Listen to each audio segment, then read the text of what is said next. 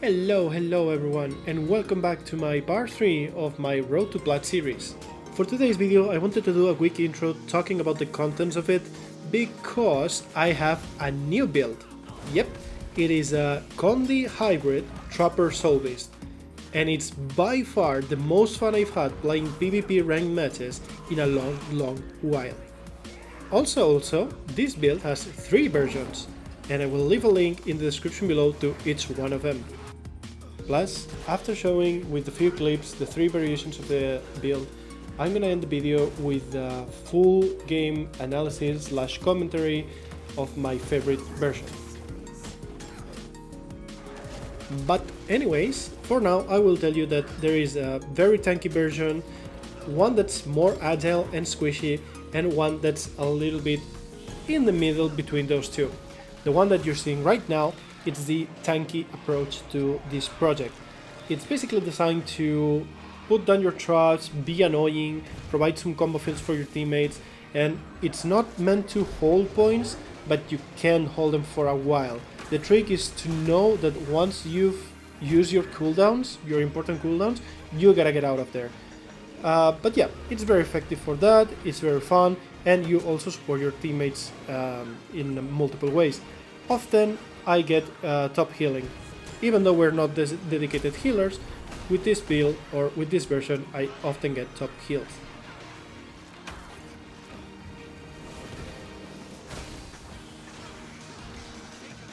And right now you're gonna be seeing the middle ground version, where we basically trade off the spike trap giving us an extra CC for the fire trap giving us more condi damage and another combo field, a fiery combo field. So in the end we changed the brown bear for the juvenile boar, and what this does is basically with the brown bear you have the shout negating damage for a few seconds, big massive AoE heal, more condi cleanse, and with the juvenile boar you have more damage, bleeds, a long and reliable charge with a knockdown, and also the unyielding fortitude doing a cleanse, stun break, plus negating damage for a few seconds too. So yeah, just we lost a little bit of tankiness just to gain one extra CC and a little bit more damage. And by the way, these two were using mostly the same setup, so it's pretty easy to adapt depending on the matchup. You can decide if you want one thing or the other, but yeah, they're pretty much the same. The next one, however, and my favorite, is where we swap around a little bit more things.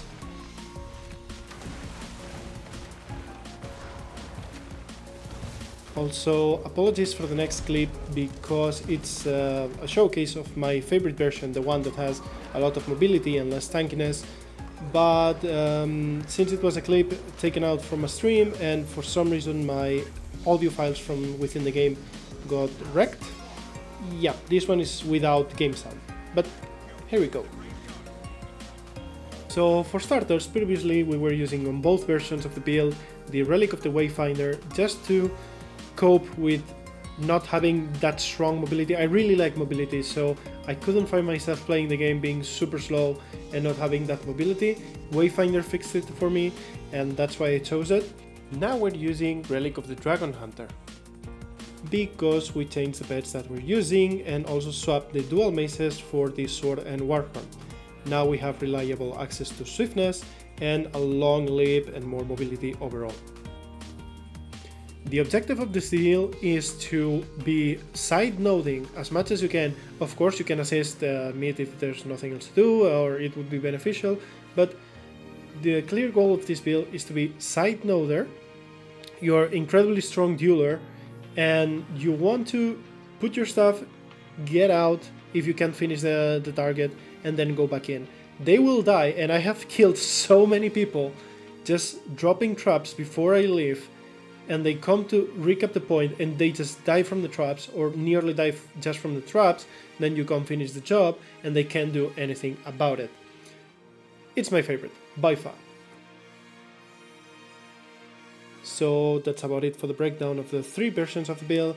As you can see in the last clip, the last one, even though it's not supposed to be tanky, it's also capable of holding its own even against 2 guys. This is not meant to be a build guide. So if you have any questions, let me know in the comments below. And without further ado, let's jump into the commentated game. Cheers! Here we are, and as you can see in our opener, we went straight to the enemy home node, or far if you want to call it like that. And yeah, that poor guy doesn't have a chance on its own, so he needs to have some help from the necro from above. So what I'm gonna try to do here is play some traps, play some roots, and try to push it as much as I can, because I know I can get the kill, and with the condis he will die. Fortunately, a teammate comes to help me, so I don't need to 1v2. The team was very responsive here. And now that they are here and I placed my traps and did my job, I'm just instantly moving away. I want to keep moving as much as I can, and I don't want to overstay in a point where I am not needed. So to me, the next logical step was to help secure the close node. And as I thought, it's getting invaded, so we're gonna just do the same, basically drop some traps, try to avoid damage, use the terrain as much as we can here. This is very important when you're playing this build. Use the terrain as much as you can, because they are forced to get into you, like we see here, as I am pumping out damage and just dodging their attacks. Keep moving, that's what you want to be doing. Keep using the terrain, juke them as much as you can, and let your traps do most of the work. And what you're about to see, it's a mistake on my side, because I thought we had this under control, and I'm gonna be greedy for a little longer than I should have. I failed to recognize that my teammates are also not healthy and two other guys are coming to invade, so what I should have done is just instantly leave, because there was no way of winning this. Instead, I greed for some traps, and when I realized I have to get away, it's a little bit too late, but that's not the worst of all. The worst part is, if I went the other way around, probably would have been fine. But because this was a huge mistake, I pay the price, and I here, and I cannot assist my team with the objective. And this, guys, it's why it's so important to record your own gameplay and take a look later if you want to improve. Plus, a good mentality I like to have is, even if I think that mechanically I didn't do anything wrong, even if something that happens I believe to not be my fault after watching it, there's probably a build up to that situation, and there's always a what could I have done better. So take a look at your own gameplay with the mentality of how to learn how to prevent bad situations from happening.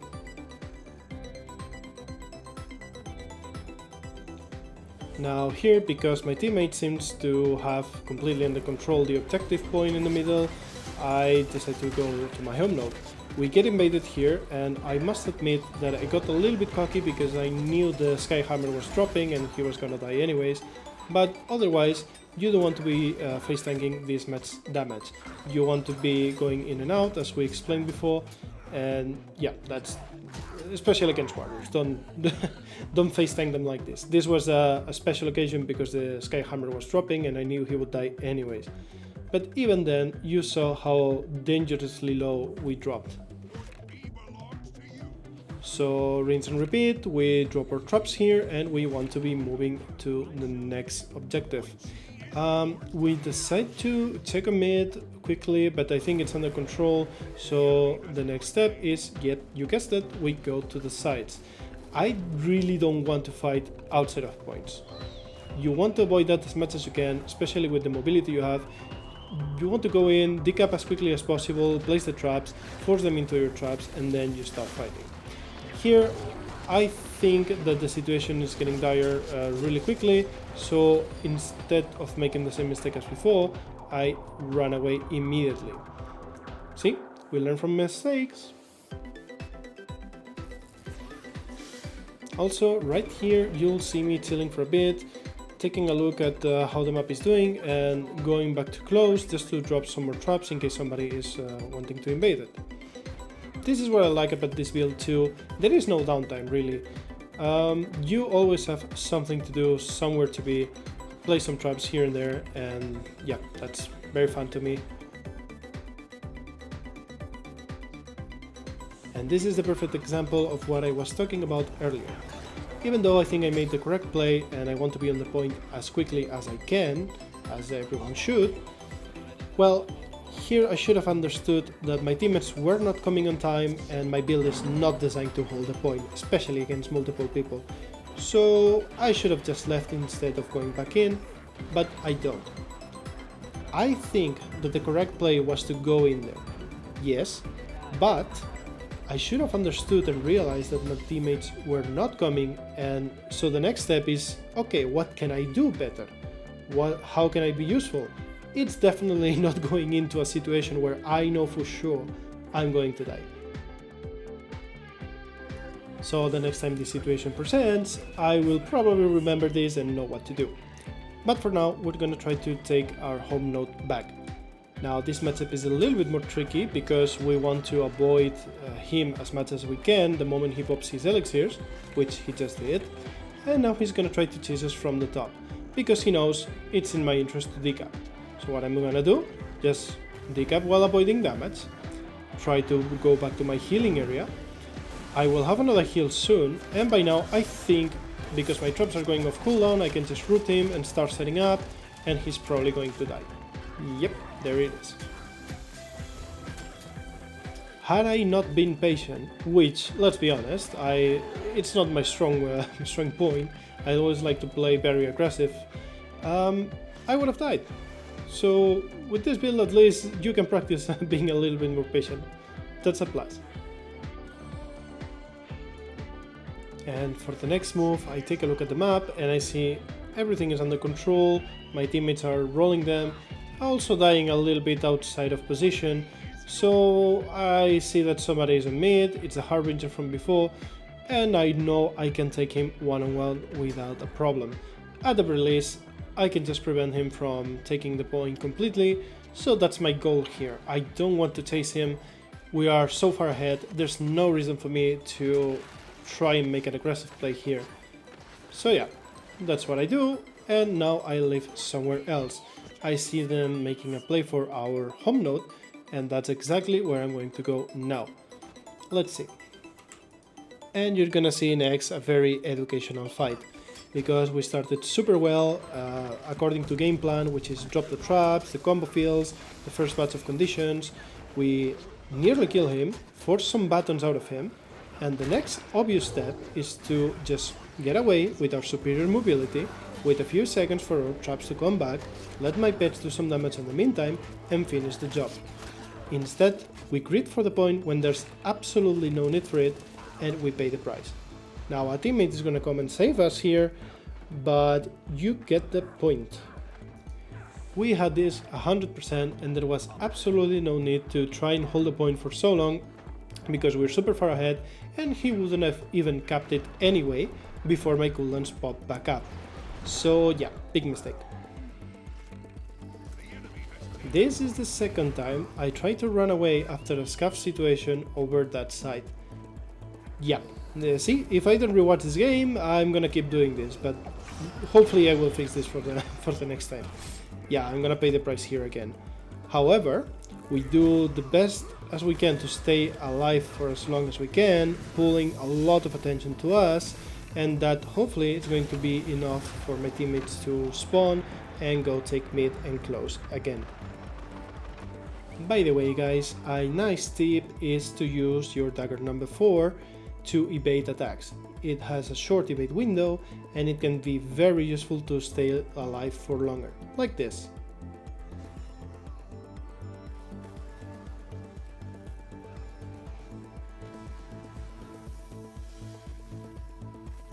I also like to use it a lot, kind of a counter pressure tool, because when I know something heavy is going to hit me, like wheelbenders going all in and stuff like this, I try to do it and time it in a way where I evade and hit them in return, which will apply good damage and massive condis. So yeah, very important tool, useful to win many duels.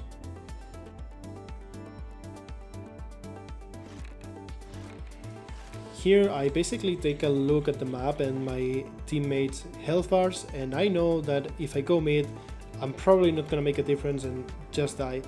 But because we're already far ahead, we control home node, I decide to go far and secure yet another node, and this should pretty much seal the game.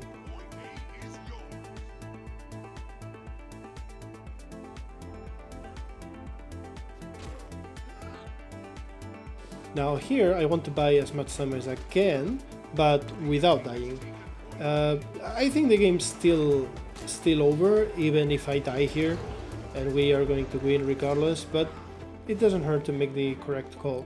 So I just go away, and okay, then I take mid next.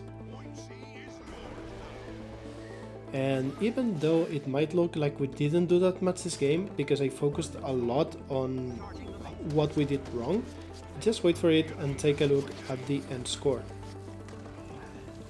Plus, I truly believe that we did some really decent plays and movements, and I wanted to showcase this game over some others where I completely stomp opponents, because I believe this was more educational.